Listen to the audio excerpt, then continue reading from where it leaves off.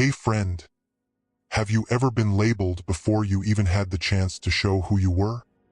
Ever sat in a classroom and watched the words on the page blur, while everyone else seemed to race ahead?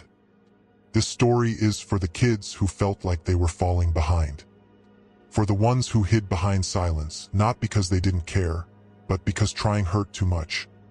This is about a boy who couldn't read until he was 13, and how that very weakness became the foundation of a life-changing gift. His name was Noah Daniels. He grew up in a small Mississippi town where the local library was always quiet, and so was he. Noah didn't talk much in school. Not because he had nothing to say, but because reading felt like trying to run in a dream. The letters slipped, twisted, disappeared. By first grade, he was called slow. By third grade, the teachers gave up calling on him. By fifth grade, Noah gave up on himself. While his classmates read chapter books, Noah faked his way through worksheets. He memorized stories others read aloud. He laughed when the jokes were about him. But deep down, he whispered the same sentence every night. Maybe I'm just not smart enough. He became invisible. He walked school hallways with his head down, notebooks clutched tightly to his chest. He sat in the back of every class, drew superheroes when he should have been writing essays. Even his parents, loving but overwhelmed, didn't know how to help. Middle school made it worse. The teasing got louder. The silence inside Noah got deeper. And in a world that measured worth in grades and reading levels, Noah felt like a failure before he'd even been given a chance. Then came 8th grade. And Ms. Carter. She didn't hand out detention slips. She handed out patience. She didn't start with flashcards.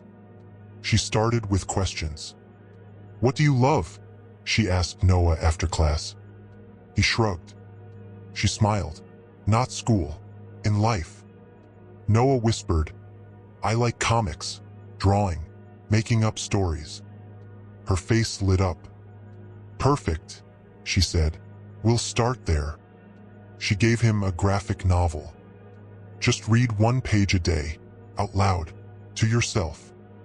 And for the first time in his life, Noah wasn't being tested.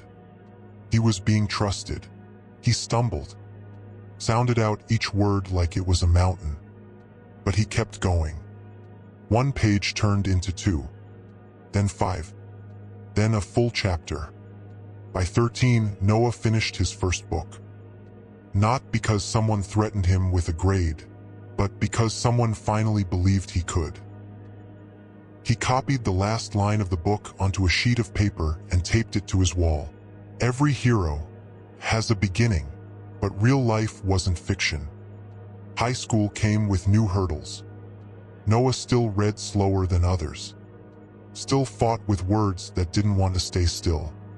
But now he had fire. He started writing short comics, filled spiral notebooks with stories, used drawing to say what reading never let him. He didn't care about fitting in anymore. He cared about finding his voice. College seemed impossible. But Ms. Carter, still in his corner, mailed him a flyer for a summer writing workshop. He applied, got in, and for the first time, he was surrounded by other storytellers. Other voices that didn't fit the mold and didn't need to. At 19, Noah self-published a small book, a comic-style story about a kid who couldn't read. It sold 27 copies. But one Amazon review changed everything. "This book made me feel seen." He kept writing, between warehouse shifts, during lunch breaks, on buses and trains, until one day he entered a national writing contest.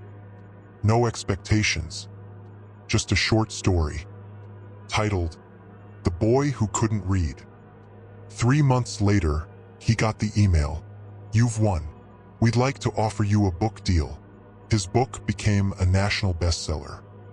It didn't just move readers. It opened doors. He was featured on talk shows, spoke in schools, started a nonprofit for struggling readers. built a reading center in his old school, named after Miss Carter. Every year, on the anniversary of his first book release, Noah sends graphic novels to kids in underfunded schools. With a handwritten note tucked inside, every hero has a beginning. This is yours.